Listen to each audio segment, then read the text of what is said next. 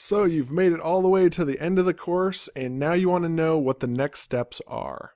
Well, I highly encourage you to take time today to go through everything we just talked about and be ready to become an amazing travel blogger.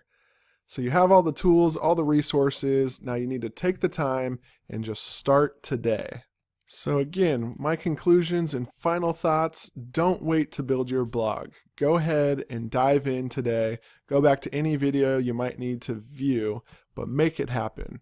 One thing you're going to run into, and I can guarantee it, is that you're going to be overcritical. Whenever anyone starts out, they always find little reasons why they need to stop and really focus in or learn more and read and read and read, but don't do that. Don't be overcritical of your design, your content, your thoughts, your feelings.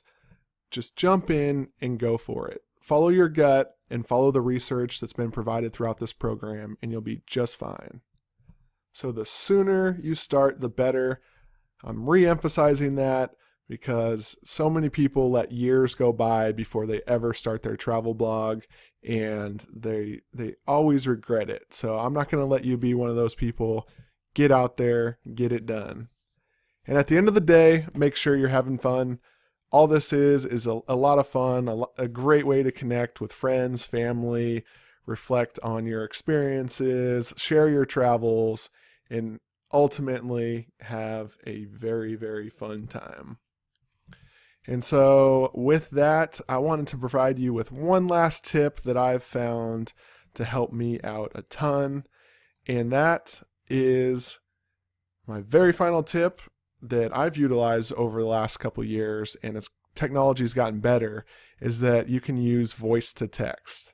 So as promised, here's my one tip that I don't think a lot of people utilize, but it's using voice to text. I found that you can type anywhere from maybe 30 to 60 words per minute, which isn't a lot. It doesn't go a long ways. And if you use voice to text, which is becoming very, very accurate these days, it's about 150 words or so.